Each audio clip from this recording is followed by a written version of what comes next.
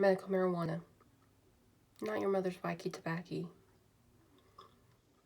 Imagine you are in the waiting room and a white lab coat comes in, mentions 3 little words to you. You have cancer. This was my reality March of 2018, when my husband was diagnosed with pancreatic cancer. Through this presentation, I will be going through some of the facts of the use of medical marijuana and his progress since then.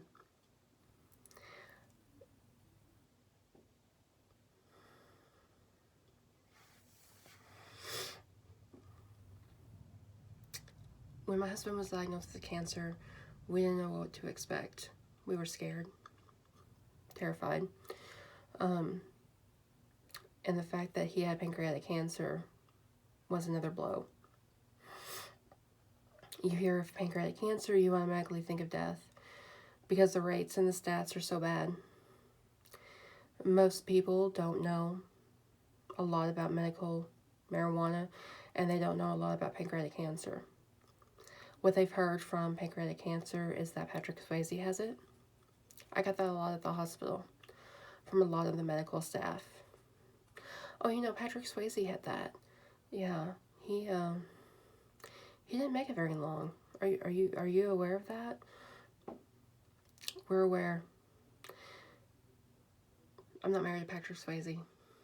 I'm married to my husband, and my husband is the type of man that will beat the odds.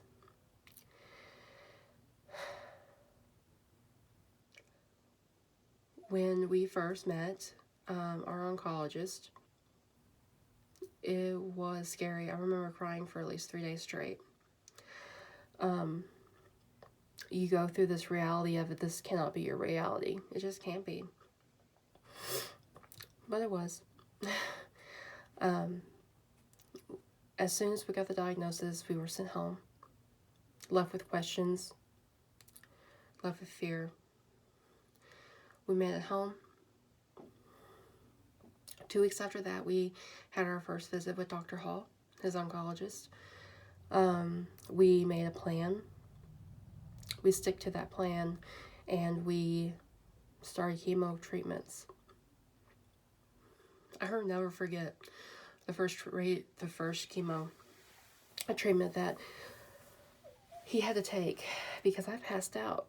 I passed smooth out. I was working 9 to 5 at a hospice company. I was exhausted. My husband's in-laws were down from Montana to see him. So I was having to entertain him. I was having to make sure that my husband was stable because nobody was stable at that time. If we weren't crying, we were quiet. And if we weren't quiet, then we were crying.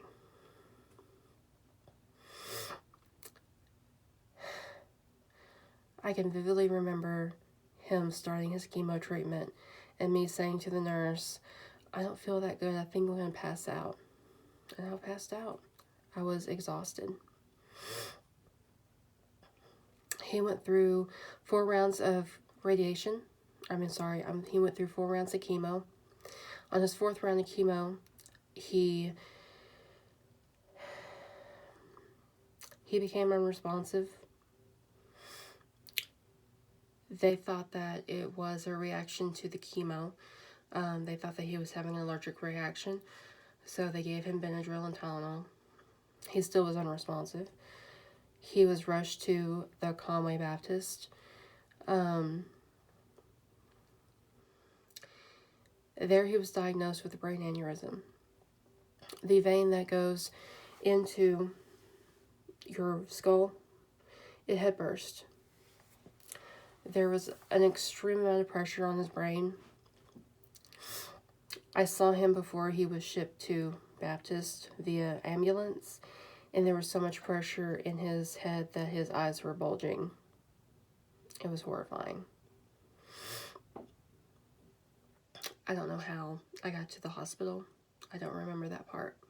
I just remember having to make the decision of, we're going to put this stent in your husband's head and we're going to drain all the blood that we can, and be prepared, because we will know if this will work, because we're going to give him 48 to 72 hours to show any signs of life. If we have signs of life, we're good. If we don't, decisions are going to have to be made. Okay. Sleeping at the hospital is no fun. I can attest to that. He started showing signs of life. He was breathing over the ventilator, and we were doing good. Excuse me.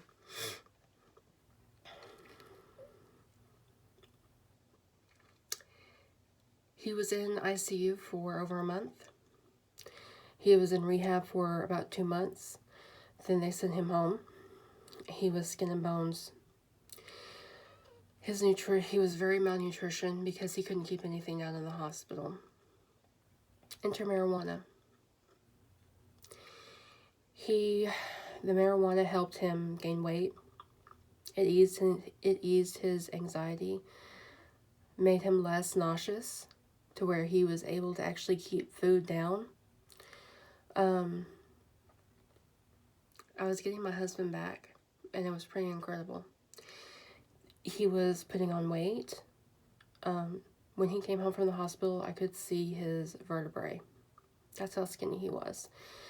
And now he's back to his size 32 jean, which is pretty incredible, considering he couldn't fit into any of the clothes that he had before. Excuse me.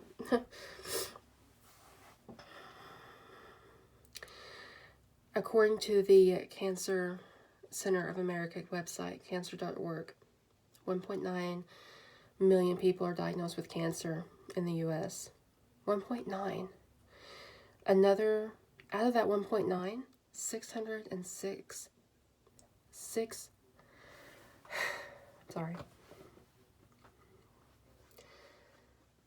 Over 600,000 people die from cancer every year.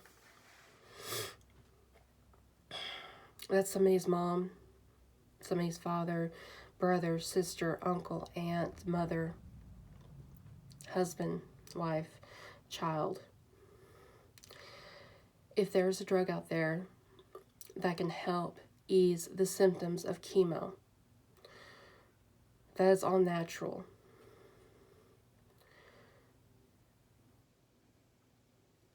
There needs to be funding. There needs to be more people aware of this, because essentially what chemo is putting chemicals inside of a person to kill the cancer. Opioids, meth, cocaine, alcohol, all substances that can ease pain, essentially. But the repercussions of that is horrible. They become chemically dependent on it. Medical marijuana, the only sign of dependency my husband has now is that he gets hungry for a pizza, and we better go get a pizza.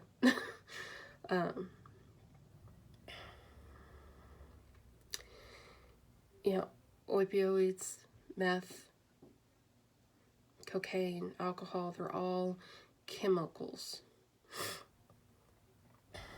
Marijuana is made from dirt. It's a seed, it's a plant, it's all natural.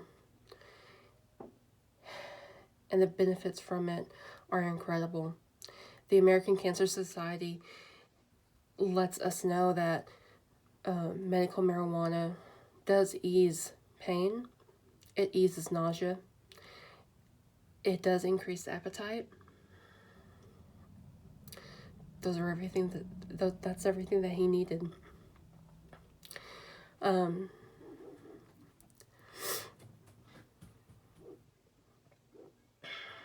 wanted to thank you guys for bearing with me through this presentation. It was not easy. This has been my life for 2 years. He is still in remission,